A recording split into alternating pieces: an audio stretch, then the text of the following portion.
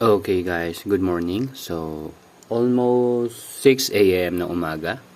So, ito yung tinanim natin nung July 2. So, ngayon ay July 5. So, yan. Ganyan silang kalaki. And, share ko lang, based dito, kasi napansin ko na rin talaga na yung mga nasa gitna, mas maganda yung tubo. Yung maganda tubo ay hindi siya masyado naging leggy. Ito. Pero hindi naman siya sobrang leggy. Talagang konti lang. Nakukulangan siya ng araw. Kasi titingnan nyo, yung distribution ng true leaf, 4 na yan eh. So, 10 days old na sila ngayon eh. No? Tinanim ko yan nung June 25. So, June 25 ngayon ay July 5. Yan. So, yan kung mapapansin nyo yung growth dun sa gitna, medyo uniform siya na pataas. Itong mga nasa gilid ay papunta doon sa gitna. Ibig sabihin na doon talaga yung source or yung intensity ng liwanag na kailangan nila. Kaya possible ito, tatanggalin ko to. Tapos i-adjust natin papunta dito. Yan, moving forward. Yun din doon siguro sa kabilang gilid. Ganun na lang din gagawin ko para at least maging uniform sila. Dati kasi ginamit ko to. Ang problema kasi dati nagagalaw, kumbaga, nagagalaw. Ayan. Gaganyan ko na lang. Para mas maging uniform siya. Para dito sa ating susunod na seedling. So, ito, sabihin natin mga 2 days old pa lang siya. Kasi nung July 2, 3, 4, going 3 days na pala to. Sorry. So, going 3 days na yan. So, nung second day kasi, tinanggal na natin yung cover niya. Tapos, ito na siya. So, ganun lang din gagawin ko, guys. Yan, tatanggalin ko to, tapos a-adjust ko lang. Yan. Okay, so, yun lang naman. Quick video lang tayo. Gusto ko lang ma-share sa inyo to. Napapansin ko na siya dati, pero mas sa palagay ko, gawan ko siya ng paraan kung paano. Tapos titingnan ko kung ano maging result.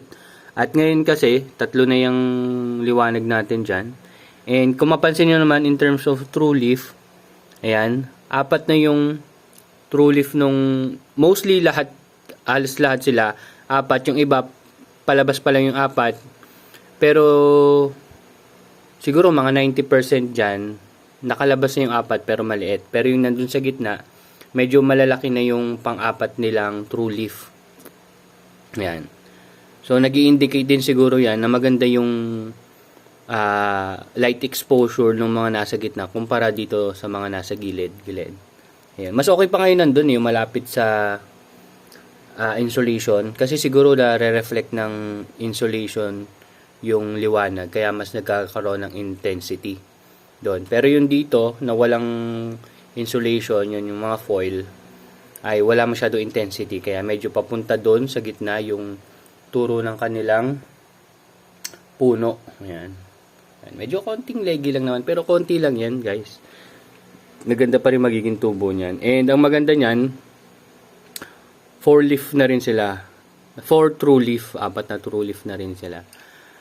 Baka eksperimentahan ko ulit na 2 ilaw lang ulit. Based naman sa experience ko, mga 3 months. Parang 3 months na sisira na tong LED ko eh. Sana hindi ganun. Sana mas tumagal. Pero, yan. Wala pa akong actual na study kung gaano tumatagal yung LED light na nabili ko. Pero 100 plus lang yan. Mga 140, 150 yata. Mura lang yan. Ayun, ang maganda kasi sa indoor, i-share ko pa, mas controlled yung environment dito. So, hindi masyadong fluctuating yung panahon. So, sabi ko rin last time na maglilipat ako dito. Baka sa susunod na lang na growing cycle natin or sa seeding cycle natin. Kasi, nasimulan ko na sila dito eh. Yan. So, 54 ulit yan. So, hopefully maging okay. And that's it. Thank you very much for watching. So, kung may tanong kayo, tanong lang kayo. Pero palagay ko, hindi ko naman masasagot lahat. Research na lang ako kung hindi ko kaya. Para ma-share ko sa inyo yung mga sagot na posibleng sagot dun sa mga tanong nyo. Yun lang. Thank you very much and bye-bye!